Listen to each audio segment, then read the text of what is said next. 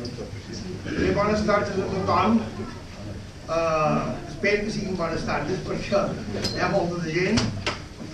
Gràcies per haver vingut, gràcies per haver atès la convidada de Miquel Àngel, perquè aquesta cosa que fem avui és la feina de Miquel Àngel bàsicament.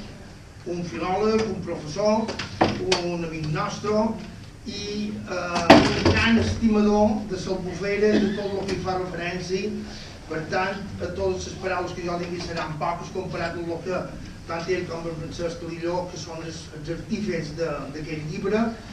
Aquest llibre, com veus, és el quart plec de Casa Artiller, la col·lecció segueix. El que passa que en els altres plecs sabeu que hi ha diferents actes del que fem a la cronologia de Casa Artiller, però aquest tenia prou bessó com per donar-li una clavella a ell tot sol. De manera que això és un monogràfic, aquí no hi ha res del que ha passat d'ençà de l'altre plec, sinó que tot això se publicarà en el plec número 5. Jo no he de dir res més, perquè això és un plec sobre el monogràfic sobre l'Albufera. Aquí hi ha els entesos, en Francesc Lilló i en Miquel Àngel, que espero, i llavors en el final, m'apareix al final, la projecció. Hi ha una projecció sobre l'Albufera actual, que han fet uns al·lots del Col·legi de Sant Pere de Palma, que a través del plec número 2 ens van contactar i bé, han fet un documental que jo el veureu que és molt interessant, amb entrevistes a la gent de l'Albufera i el conseller de Medi Ambient i, en fi, que serà un acte que crec que mos agradarà i disfrutarem sentir-los. Jo només calli i deixaré el lòcus. Moltes gràcies. I després tots poden tenir el quart de Casa Artiller.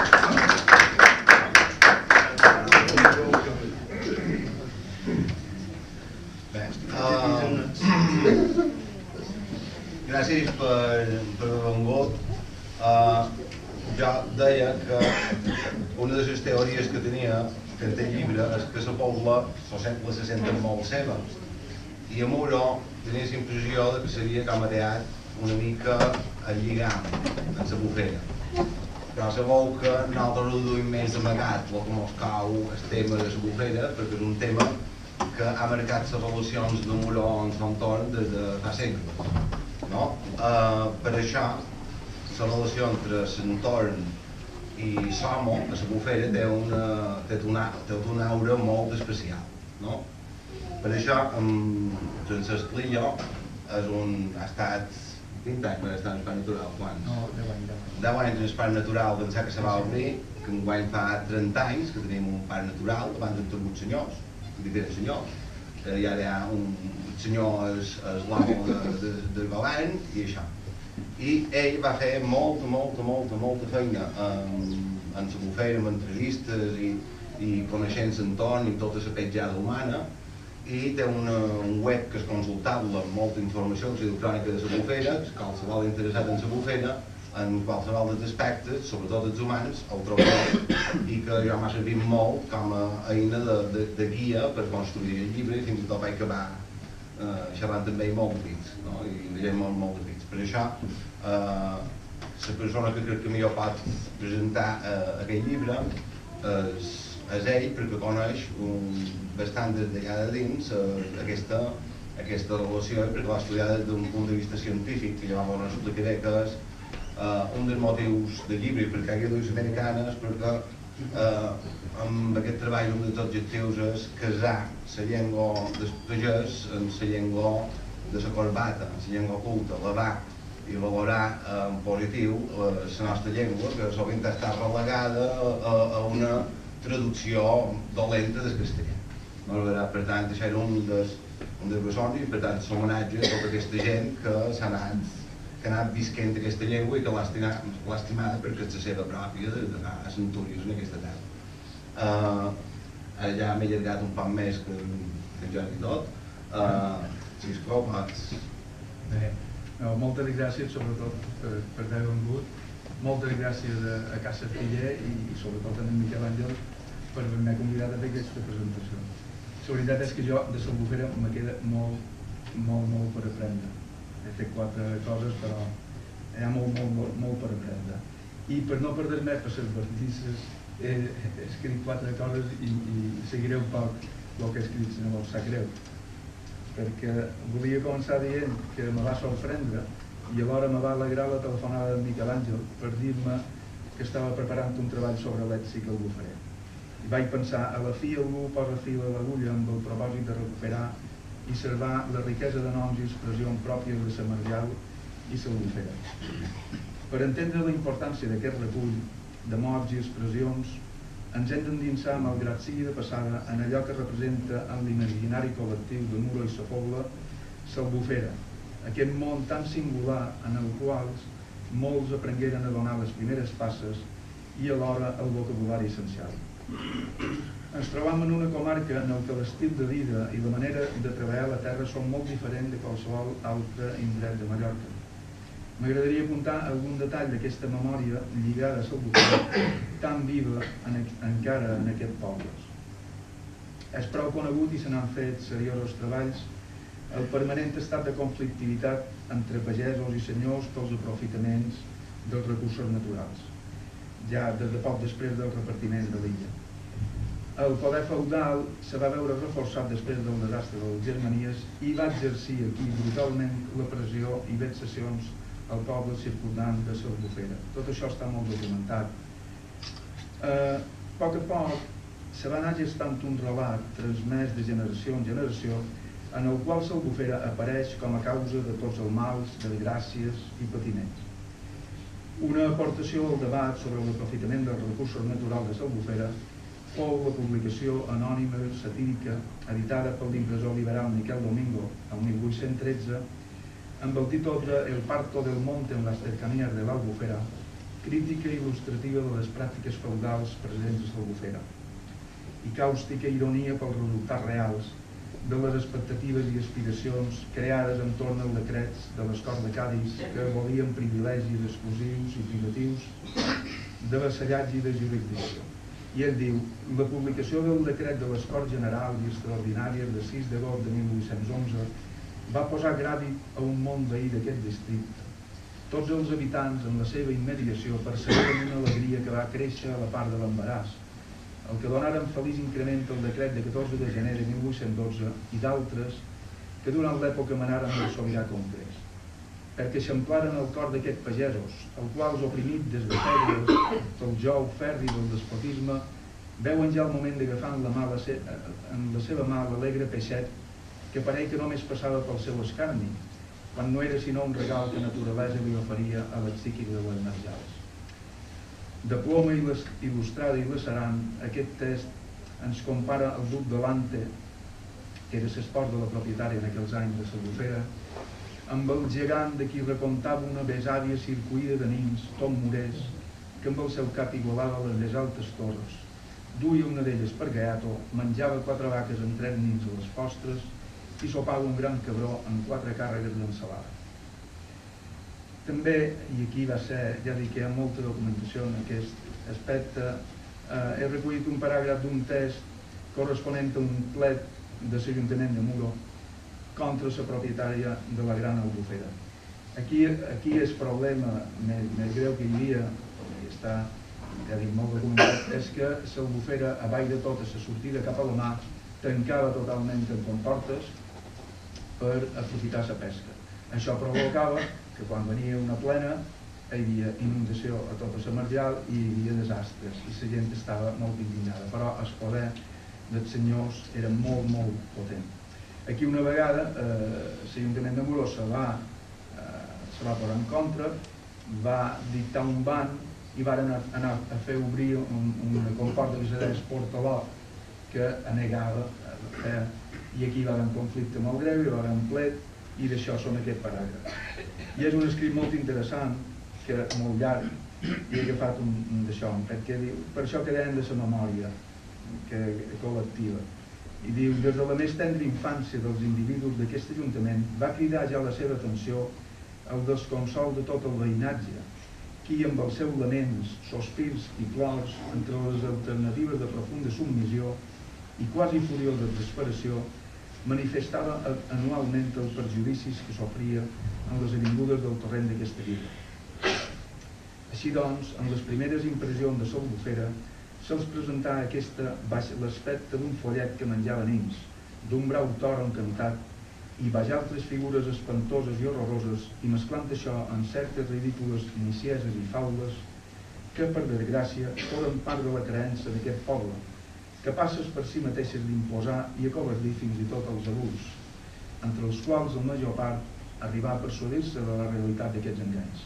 I condiren tant aquestes falses aprehensions que encara avui en dia, per fer callar les mares dels seus tendres infants, les amenacen dient-los: caram, ja és aquí el follet de l'Albufera, amb la qual cosa el nin s'encongeix en la falda materna i desisteix de les seves capricioses pretensions.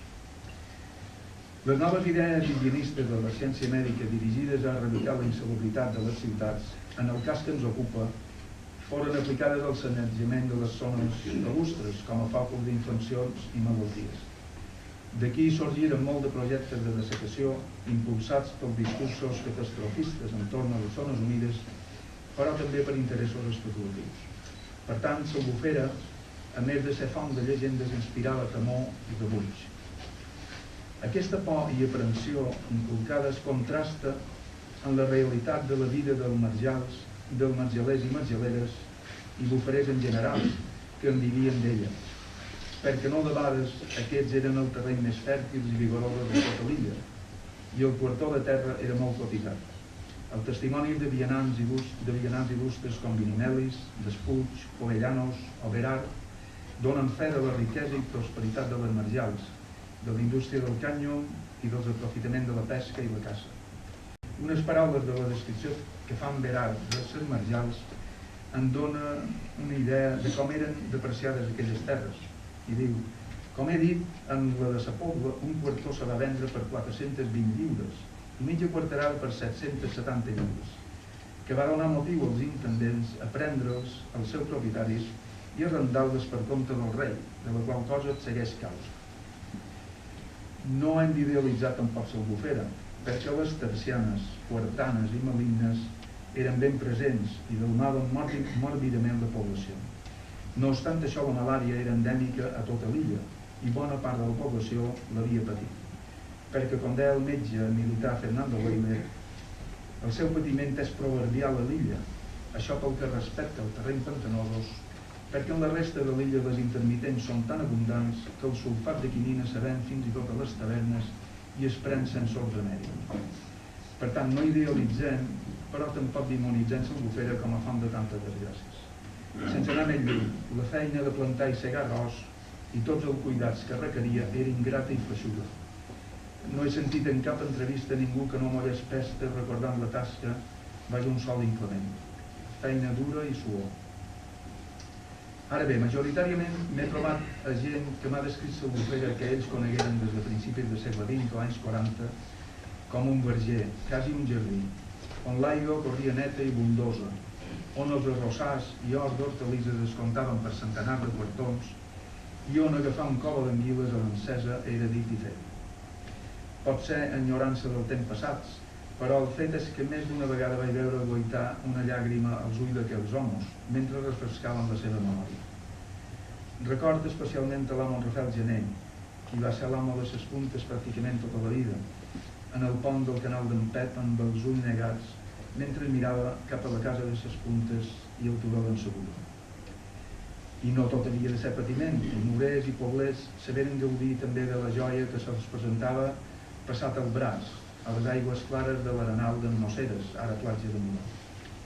Els poblers a ses casetes amb els embalats, disposats ordenadament en dos barris que rivalitzaven, i l'hotel de Malà Varela, el bar Figuera, el morers a capellans. En el cas de Muro, la seva secular lluita pel dret comunals tingué recompensa i en la compra el 1929 de capellans i el comú, els embalats dels carros passaren a ser petites casetes d'estilets que formaren amb el temps el nucli permanent dels capellans. Després fou el turisme. Però tornem al llibre de Miquel Àngel, el motiu d'aquesta presentació.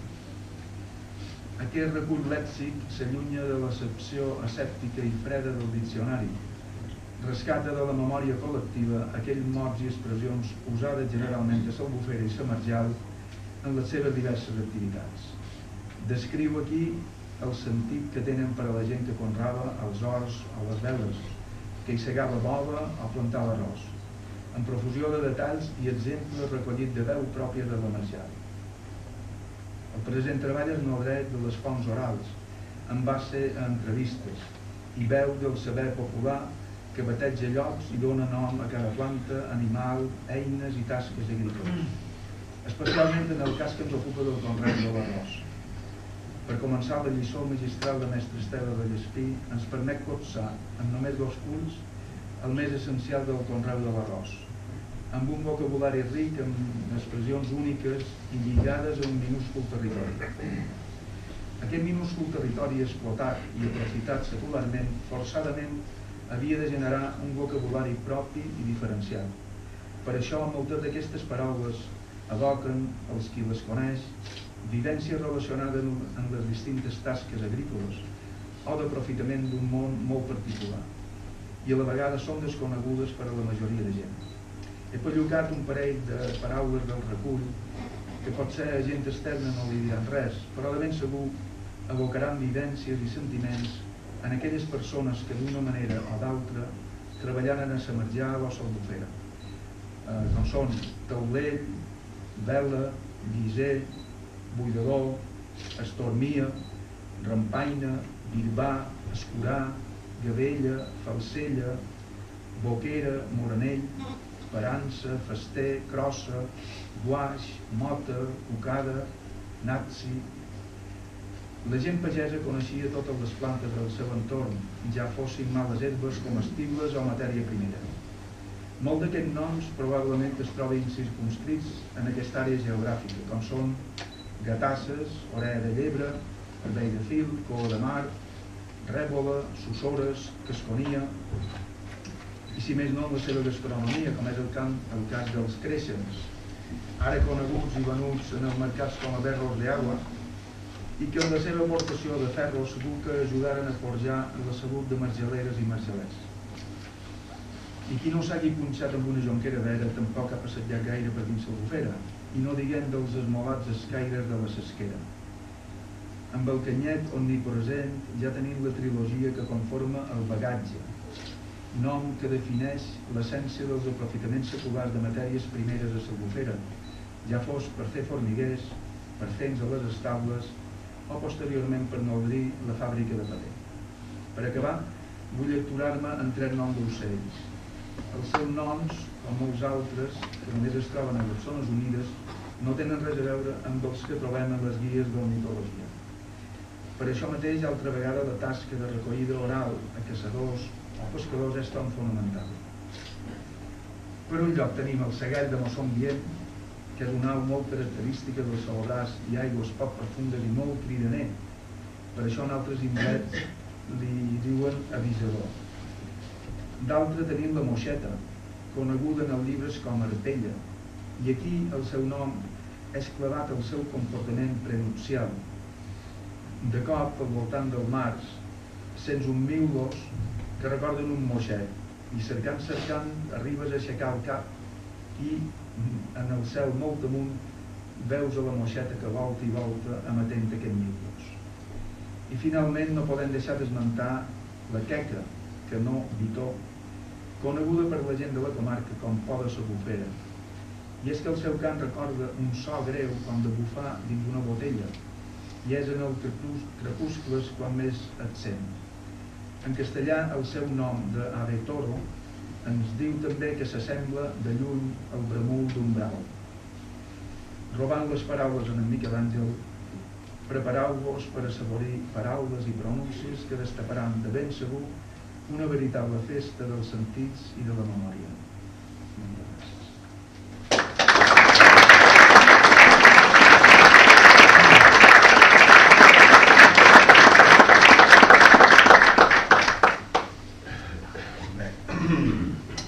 Gràcies. Menys mal per això.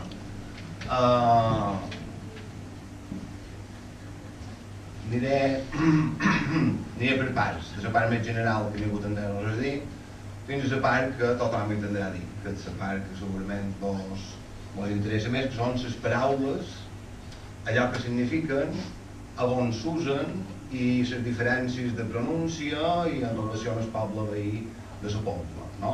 Acabaré amb això, amb les paraules. Primer, evidentment, he de dir que el llibre existeix gràcies a la col·laboració de l'Ajuntament de Muro, de l'Ajuntament de la Pobla i del Parc Natural de l'Albufera, que enguany fa el 30 aniversari. Per tant, són les tres institucions que tenen més a veure amb l'Albufera, són les que hi col·laboren, i jo crec que això ja és la primera bona notícia. La segona, que el plec ha pogut veure un plec amb un lloc bruixat, ha pogut sortir perquè hi ha l'oportunitat d'aquí a Casa Artiller, que dona portes obertes a la difusió de la cultura pròpia d'aquí, la cultura popular en especial, i no sé com se va encendre el llumet a un moment donat de que, com que en Jordi és un supercol·leccionista d'eines i de tot tipus d'estres i tot això, i jo dono cap a aquell llibre, supos que vaig casar llibre, paraules, eines, i va sortir la idea de reeditar això. També, evidentment, he de donar... Està molt bé el que va dir de Casa Artiller, que hi hagi centres particulars que no siguin tutelats per cap institució, o que hi hagi varietat de tipus d'entitats culturals, perquè sempre tens les portes obertes a qualcuna, i qualcuna no hi cap tant, i està molt bé que hi hagi varietat, i que hi hagi llocs com Casa Artiller. Gràcies també a la feina de l'impremta de Muro, que sempre van a trot, en lloc de caminar la fent trotar, que tothom se pensa que quan ha fet una cosa ja el sent demà ja de sortir per l'impremta i no va així. Gràcies a Ciència Jou per disseny del llibre, i gràcies a Assegurances Moragues també per fer possible que hi hagi aquest plec i aquesta col·lecció de plecs. Gràcies a les encimades, a les esplanades, a les coques i a les coques de deixar a la coloma. Jo sabia que serien molts, perquè com que hi ha hagut molta gent que ha participat en aquest llibre, era impossible que no hi hagués molta de gent, perquè precisament aquest llibre intenta fer això, posar molta de gent dins molt poc espai, no? I ja ho veureu, el que trobareu. Us he dit en el principi que volia, una de les finalitats meves era casar la llengua oral en la llengua escrita i en la llengua científica. En qualsevol llengua en el món és capaç té la mateixa dignitat que qualsevol altra i és capaç d'expressar tot allò que necessita. La introducció ho explica i que l'home condiciona la natura i la natura condiciona l'home. Si nosaltres visquéssim en un entorn industrial no tindríem aquestes paraules que tenim, perquè vivíem amb molta prop de l'Albufera. L'Albufera és l'espai que ens fa diferents de tot Mallorca. La meva lata cada dia conec paraules noves i també parla la mateixa llengua que jo, i és a causa de l'entorn que me marca el meu propi llenguatge. I això és una de les coses que ens fan singulars. No únics ni diferents, singulars. Això és important. Si hi ha llocs que no tenen ha dit el Segai de Mossón Guillem, com el Vicent va dir que li donen el cagatero, si ja no tenen el cagatero al Segai de Mossón Guillem, perquè han de fer servir aquesta paraula, si no l'han de menester, no?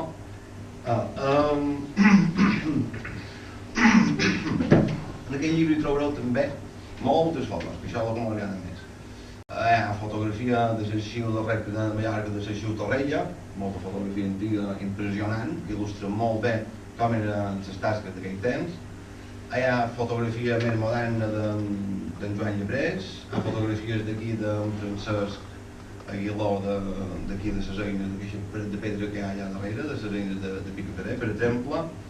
Hi ha il·lustracions d'en Xavier Canyelles, d'animals com aquest de la caca, perquè és un animal que molts d'aquí segurament heu sentit, però ningú el dibuixaria ara mateix en aquest animal que ha generat tant d'impacte. Se n'ha xerrat molt més que no l'han vist, en aquest animal, per exemple.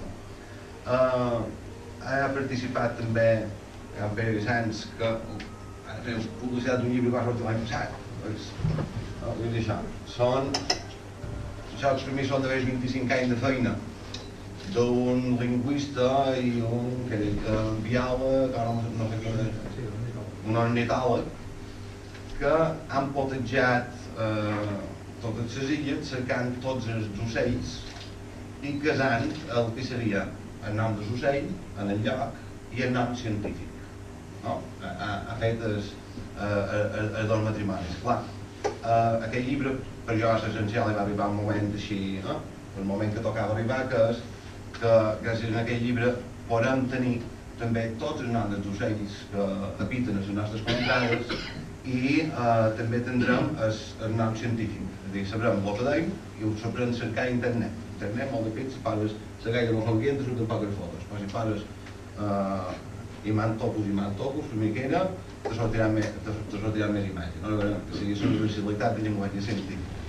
Per tant, gràcies Pere d'això, si féssim una uada en aquest llibre, per exemple, més fuetjant, així, mirant els puntets on són els ocells, trobaríem una quantitat brutal d'ocells que només són aquí, que tenim nosaltres. Nosaltres, molt a poble especialment, també som un poc al cul i un poc heretat.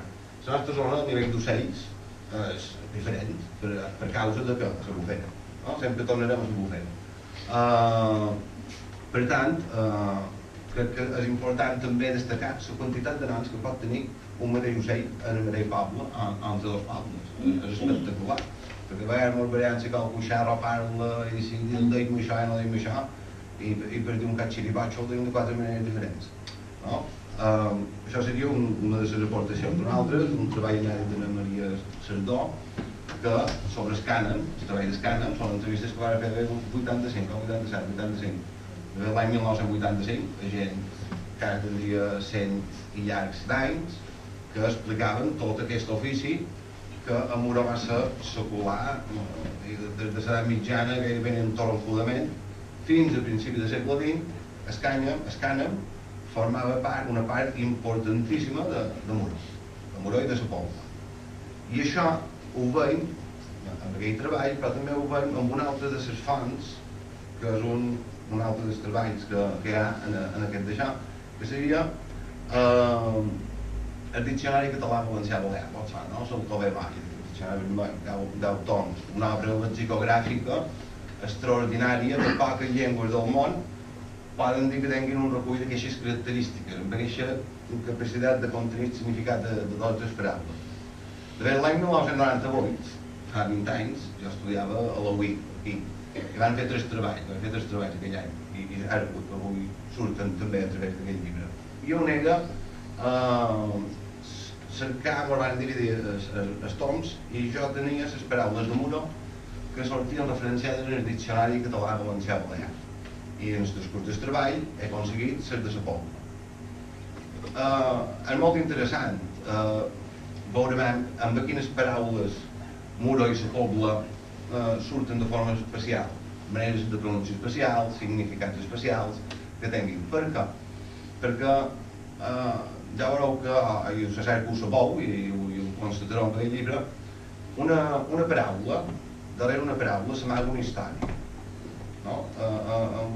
Llegint qualsevol paraula, ja veureu que és un llibre de paraules, que no són definicions de paraules, veureu que es troba amb una paraula i això veureu tots sols una estona, recordareu, pensareu i tal, que fem una estona, perquè cada paraula té una història darrere. I cada paraula, quan se mos presenta, tant escrita com parlada, mos està parlant més d'allò que nosaltres som capaços de percebre. Com se concreta això en el llibre?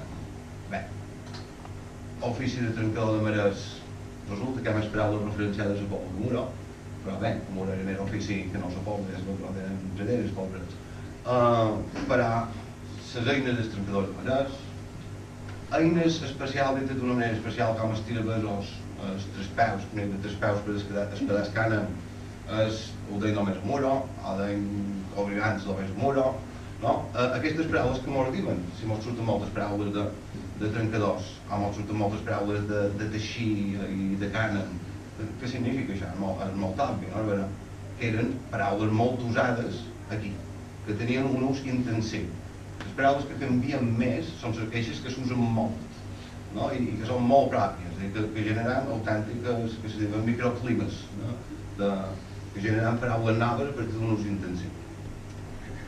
Després, han acabat els treballs, perquè aquí en aquesta mateixa casa, sobre l'hort de la Rondada, d'en Carles Mangual, una pista de capacitat d'informació i de tot a nivell de plantes, va dir: nosaltres som persones damunt espatles de gegants, no? Que vol dir que allà on som nosaltres, allà on arriba aquest llibre, és gràcies a tota la feina que s'ha anat sumant i sumant i sumant i sumant i sumant. Podem començar sumant 25 anys aquí, 30 allà, 20 aquí d'allà, tot el treball d'en Francesc, i ens sortiríem molt d'anys i moltes tonelades de feina, perquè és una feina col·lectiva. Després també hi trobareu en aquell llibre,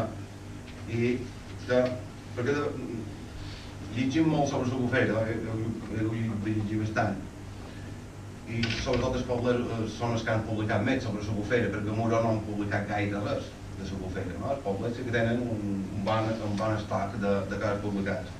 Però com molt de pits, aquesta nostàlgia de la que parlava se converteix en poesia nostàlgica. Xerram i no acabem de xerrar, deim, no acabem de dir, acabem que faltava, fan servir les paraules, però no queda clar el significat, i jo me quedava una mica difós. Una de les coses, per exemple, vinga, farem cançoner de la bufera, molt bé. I un que no sap que és un melocó, ni un goix, ni la portella per què serveix, ni entenc quina és la paraula bisbà, i per què diuen arròs i cul darrere, que són grossers. Si no coneixes l'entorn en què està fet una cançó popular, no l'entendràs completament. Per això, aquí també vaig voler incloure un altre treball, que és posar en relació la paraula, la glosa, dins del seu entorn. Hi ha una glosa que per mi diu 15 dies de restoble, altres tant de xeixi i blat. Un que mai no ha sembrat se pensarà que és el doble, perquè el significat de la paraula restobles, sembrar dos pins ens va deixar llavor, no? Cada paraula, cada glosa està juntada en la paraula que li dona sentit, no? Per això no ho hem fet de forma gratuïta. Això seria una mica el contingut, les coses que he tirat, una part de les coses que hauria aquí de dir. Com se llegeix aquest llibre, perquè això és ben important, entre cometes, que hi trobareu, si us interessa. He intentat fer una mica de cronologia de les coses que han passat a la bufera, perquè, clar, en xerrat en Bateman ho ha tapat tot. Va arribar en Bateman al segle XIX, ho va ordenar amb aquelles psiquis rectes i s'ha acabat la història. Però abans, nosaltres ja teníem relacions amb bufera, ja teníem zones comunals, a Muro anàvem mitjanament bé, però els poblets tenien el patrimoni que ha quedat reduït a no res. El patrimoni de la pobla eren les zones comunals, i ara amb una cara en salsa d'home veu que durant la història les van pentinar terres, i quan les donen prendre, i la lluita de la pobla en la bufera va ser titànica, com la lluita de Pesaigo, que no m'ho dir que en el segle XIX, en l'emilloramento, no recordo el nom de Caixamo, hi havia unes 2.000 sinis a Muro. 2.000 sinis, són una brutalitat. Allò que per avui sempre és a poble, això segueix sent una brutalitat. Nosaltres som una terra que depenem molt de l'aigua, i el conflicte per la gestió de l'aigua, els excessos i les manques, també ha marcat molt la nostra activitat i la nostra relació amb la bufera. I ara estem en una situació que després, que som una sèrie turística, estem en una situació dramàtica, no? En aquesta qüestió, per manca de cabal que ha de rebre la bufera.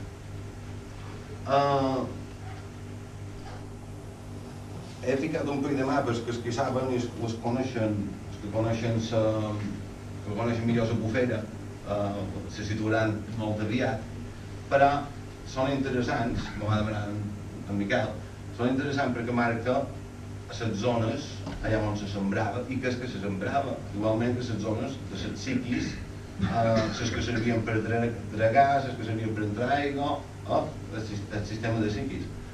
Per tant, jo crec que serà molt interessant, sobretot pels que heu estat. De fet, Francesc me va dir que només hi ha un canal que no ha sofert modificacions. Els canals de dins la bufera haurien de ser similars, només n'hi ha un que no ha patit modificacions, i és el més important, és el que tenim més en ment. Quin penseu que seria? No n'hi ha cap.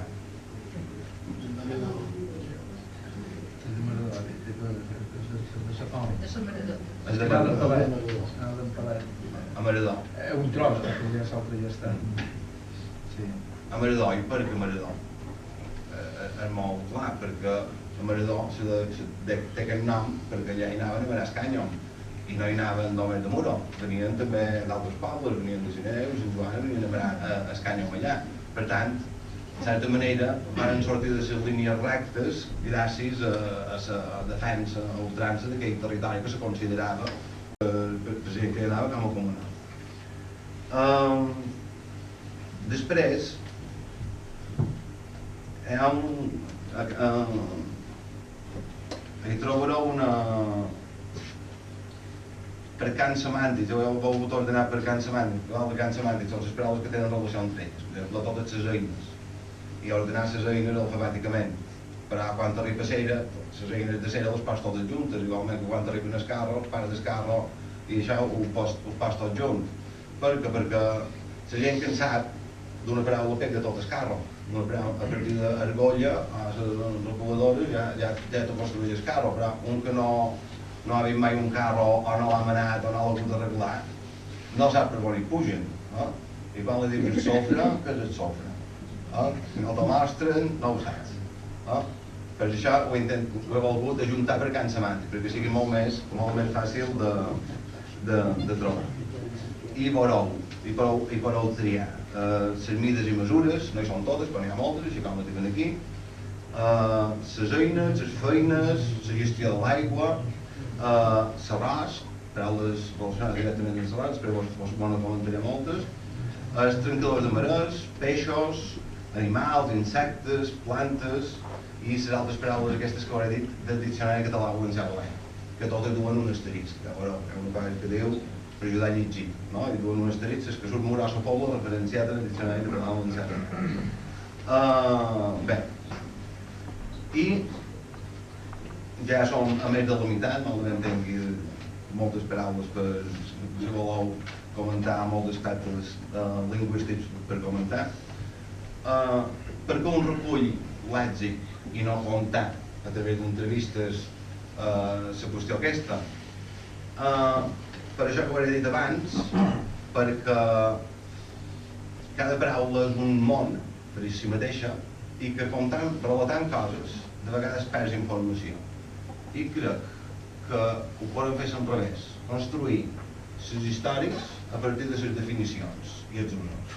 I crec que si vos aneu agafant els blocs arribareu a entendre moltes de coses que altrament no bastarien 160 de pàgines. Si haguéssim d'explicar tot el que és aquest llibre de forma extensa, seria necessari molt més espai i molt més comentaris. Per tant, és un intent de síntesi. I també un intent de que entenguem quin és el significat exacte de cada paraula. Per exemple, a Muro, quan dèiem rota, jo he dit rota, a Muro pensen una cosa, i els que són de fora a Muro potser en pensen una altra. El concepte és el mateix. El concepte és agafar una zona que hi ha garriga, o pinar, carbua, o pinyet, i convertir-la en terra conrable, roturar. Això és una rota. Però, quan el Moret se'n va a Santa Margalida a veure una rota a Llubí, queden escolats, perquè les rotes són primes i seques. Ja no va res. I perquè la rota, segons un Moret, és una zona de terra abundosa, que corre aigua per dos costats i que té una gran producció. Per què? Perquè no totes les rotes, allò que deim pròpiament rotes, les han anat traient de la bufera. I hi ha una paraula molt guapa també relacionada amb la rota, a part de vela, que la pobla vela no la deia Muro tampoc. Sí i no. A la pobla vela tot és vela. I a Muro deim veles i rotes. Les veles són les terres inundables a les quals se conrava arròs. I les rotes són aquestes terres que s'ha aconseguit que no estiguessin inundades per poder-hi plantar damunt. I la pobla, la rota clàssica, vull dir, la vela clàssica és això que volia dir que una rota. No tothom, però l'ús més general seria aquest. I una altra paraula relacionada amb això, que és molt guapa, molt pròpia d'aquí, i que dona nom, possiblement, segons teories científiques, a Muro, l'origen etimològic de Muro, que van explicar, Antoni va explicar fa un parell de mesos en el curs d'història que organitza en Sebastià allà dalt, és prat, la paraula prat. Nosaltres tenim molt de prats, i la Bufera sí que en té de prats, és a dir, que la toponímia hi ha un munter de prats. I nosaltres també tenim aquest prat d'enjoi, i també tenim molt de prats. I la paraula prat és una paraula molt usada, i també hi ha una expressió que es diu treure prat nou. I el prat nou que és agafar terra, que és allà on està sembrada de canyet, no? I fer-la conrable, això és prat nou. Per tant, la paraula prat relacionada amb zona que ha estat inundada i s'ha convertit en conrable i bona per conrear, és una paraula que va molt lligada a Muro, perquè tenim moltes de zones que són prats, que han convertit en prats durant les centúries, i la pobla encara més, no? El mapa encara se vol millor. I per això vol dir que Prats i Muro tenien una relació molt estreta, perquè resulta que sempre m'ho havien dit que Muro venia de Murum, planícia elevada, en una secció del llatí. Això és cert. Ara, que Muro era quan van arribar els catalans, això ja no existia. Sense part dels catalans no existia Muro. Per tant, a on és Murum? I Murum fa referència a un districte que agafa Santa Margalida, Maria de la Salut, Llubí i Muro. I si una de les maneres per posar noms són coses que destaquen a un territori. I Muro, allò que ens singularitza sense cap casta de dubte, és la Bufera i l'àrea d'influència que té aquesta Bufera i tots els prats que hi ha dins d'aquesta zona de Mallorca. Evidentment, ens costa comparar, ens costa veure les coses, perquè si sempre has tingut un prat d'aquí, que s'ha anat inundant amb el Pla de Morell i tot això, tu ho trobes normal. Però quan te'n vas a d'altres bandes, això no està normal. M'explico, que de vegades ens falta la perspectiva. Per tant, podria ser molt plausible, i jo, després del llibre, i veure l'impacte sobre la història i els homes de la Bufera, el manco durant les darreres centúries, puc arribar a la mateixa conclusió que és que diuen que Muro no ve de Murum, la secció llatina, sinó que vendria de Muruk, M-U-R-D-J, que seria el plural de marge, que és marejal. Els marjalets s'autodenominen de CBB, surt això, i surt així, i surt en el llibre així. El marjalet, en el diccionari català valencià balear, és sinònim de poblet, perquè som de marejal, i tot el dia van a marejal, tot el dia xerren de marejal. Nosaltres no, però és que resulta que nosaltres tenim el nom de marejal. Si són certes aquestes teories científiques que són més plausibles que la de Murum de planícia elevada, però quina planícia elevada? Més coses.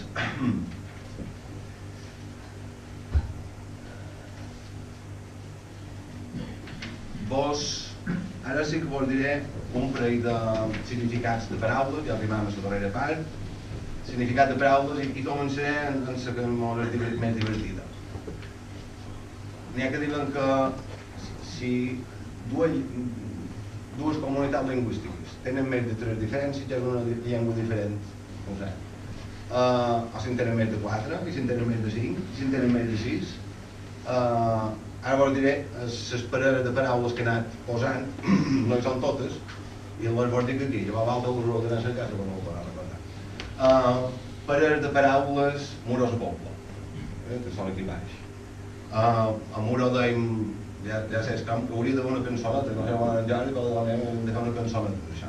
A Muro dèiem balonera i a la poble diuen aixeta, l'aigua que surt del grifó de freix. A Muro dèiem carabassat i a la poble buidador. A Muro rompino i a la poble cabaguet de tall ample. A Muro, xixat en punta i a la poble segut. Ja sé, molts coneixeu sacudit del segut, ja el contaré després. els terrossadors a Moró. Hi havia un morero damunt un dels terrossadors i el salga-li d'un dels terrossadors diu jo no les veig. No, d'un guinevet diu jo no les veig. I era perquè la pobla diuen que n'hi veig. I el guinevet i nosaltres dèiem els terrossadors. Estava damunt i no els veig perquè a Moró les dèiem els terrossadors. La xapeta xapó, arpellats galivans o gavilans o guivalans, tirillenyes i garrots, no? Són alguns dels exemples de la dicotomia d'aquestes paraules. I qui indica això correcte en el principi? Quan una paraula canvia, hi ha molts sinònims, és que és molt usat. No? I això és segur, també tenim que dir en aquest darrer aspecte. Abans de seguir amb altres usos de paraules interessants, també us vull dir que en el llibre hi trobareu transcripció fonètica, vol dir com se pronuncia una paraula. Hi ha una guia que em podeu interpretar sols, és superfàcil. Són 3 o 4 lletres que heu de conèixer. I veureu que ha hagut discussions ja aquest cap de setmana per bars, veurem si se pot dir galivans, o si són guivalans, o si són gavilans, hi ha un debat. Si són arpellats, o si són espellats, o si són arpiats, molt bé. Què penso? Que si sento dir les 3 paraules, els he parlat totes 3. Perquè una cosa és com es pronuncien les paraules i l'altra és com s'escriuen, perquè la relació és una relació convencional. Per tant, jo no dic qui xerra millor un ni que l'altre, sinó que ho reflecteix. Més paraules. Intentaré acabar en 5 minuts perquè crec que vos m'aixecaré un poc més. Una manera de crear significats que té una llengua seria la metàfora. Quan un home està a la lluna no és que viatgi i quan una nina és un salt no és que desprengui llum. Això seria crear metàfores. Les metàfores, nosaltres fem moltíssimes de metàfores i a més molt de dobles sentits. En fet, que ens pensam que xerram molt diferent, és que nosaltres sempre anem en segones. Quan anem en segones no ens entenen, hem de xerrar clar, perquè ens pensam que tothom entén el nostre segon sentit, i no és així. Aquest cachondeo que diuen damunt, els altres no l'entenen. Hem de xerrar més clar. Surt de metàfores, he dit que és superimportant. I per crear paraules noves, les metàfores van a raig. Per exemple, una carrera. Sabeu que és una carrera, la bufera? Una carrera de bufera és un canal, però allà hi pot anar una pastera. Però hi ha un parc circular, això és una carrera. I l'altre sentit de carrera és el carrer. La metàfora és un carrer transitable per la mà. Això és una creació d'una metàfora, són les carreres. Aquesta altra que ja he comentat de treure per nou. Una paraula que també aquí no sé on me va caure, les catiusques, sabem que són les catiusques, que sí? Sabeu de on ve, la paraula catiusques? Perquè és una paraula difícil, perquè intenteu cercar una paraula que en català tingui catiusques A i U, A. Lletuca, no ho sé, n'hi ha poques. Per què? De on ve? És una paraula d'origen rus. I per què tenim una paraula russa aquí? És molt senzill. De fet, l'any 30 hi va haver una pel·lícula, hi havia una protagonista que va ser molt famosa, i era una Katiuska, que era el diminutiu de Cati. I ja està. I no tot en Katiuska. És un altre exemple de metàfora.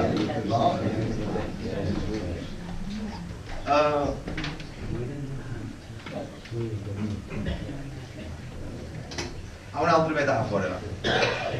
Jo vol que serem altres camps. Una altra metàfora. Els infernets. Hi ha un lloc que se diuen els infernets. I ara si vols dir, pensàvem que és un infernet. Jo dic metàfora, perquè quan penseu que és un infernet, no?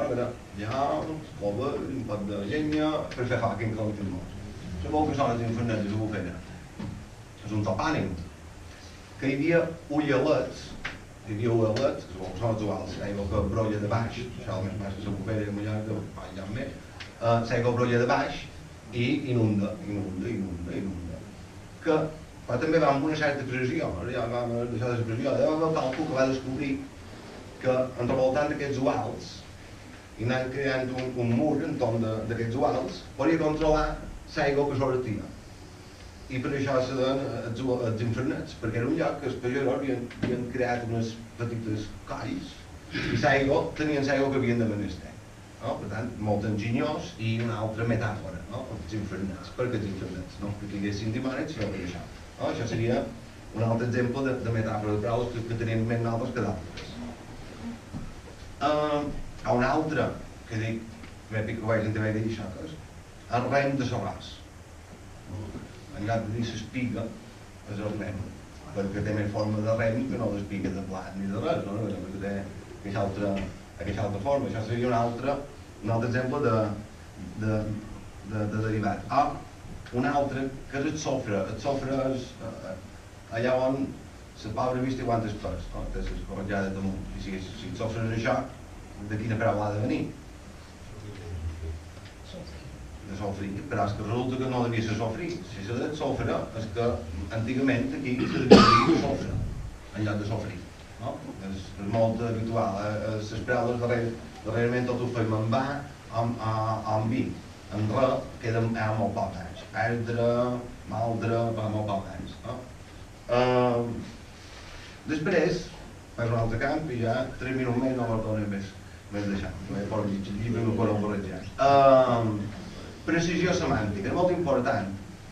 Sobretot ja aprenen sobre investigadors, ensenyen que val saber, ensenyen que val conèixer. És molt important saber què significa una paraula. Què vol dir exactament aquesta paraula, per interpretar-ho bé. Les paraules també tenen una cosa que és no el mateix una mòmia a Egipte que una mòmia a l'Ajuntament. No el mateix. A Egipte està conservada i l'Ajuntament no. Són noves. Per tant, segons el context, una paraula té un significat on té l'altre. La paraula bagatge, per exemple, quan tu hi dius té molt de bagatge, el bagatge, què és el bagatge? Els coneixements, què significa bagatge?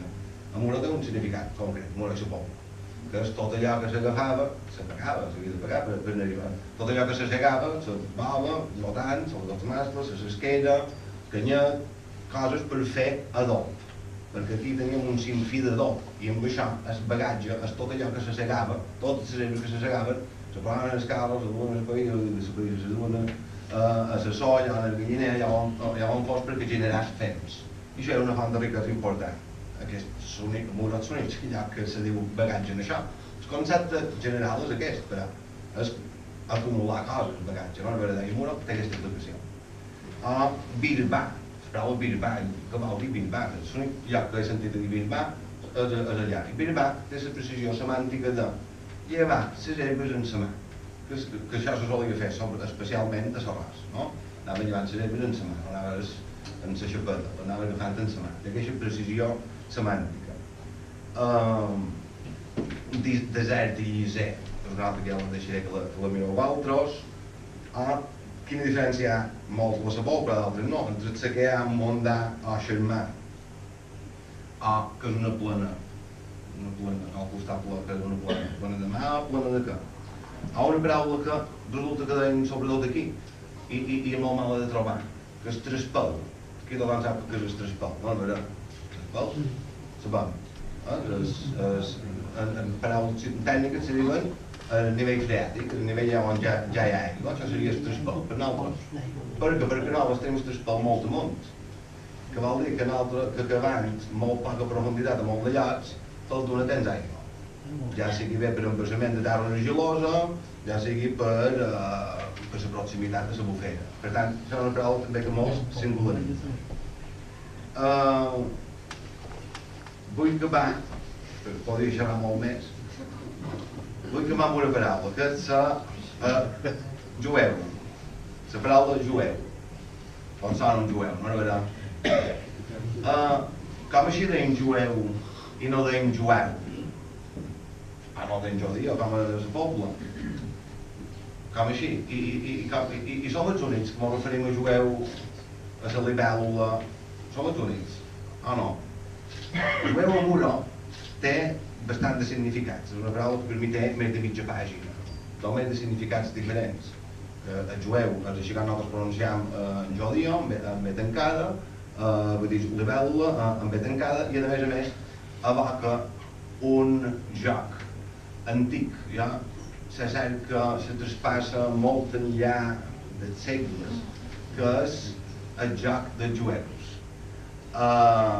El joc dels jueus és un joc que se juga quan hi ha lluna, a nits de lluna, i esquipara està allà on pega la claror de la lluna i els altres que han d'encalçar estan a sombra de la lluna. Una cosa molt bella i molt poètica. I la cançoneta és la clàssica de jueu, jo estic dins la Déu, i d'aquí possiblement vengui el fet que Muro pronunciem jueu, que és una pronúncia estranya i no jueu. Ja està, no m'ho vull allargar perquè podreu tenir llibre i podreu xerrar allà amb altres i pensar per vosaltres mateixos, perdoneu que m'hagi allargat i moltes gràcies sobretot per venir.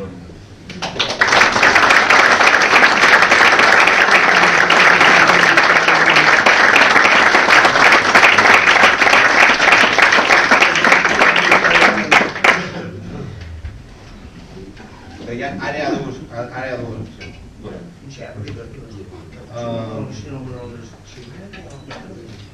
Ara tenim 3 vides. La primera és preguntes, queixes i suggeriments.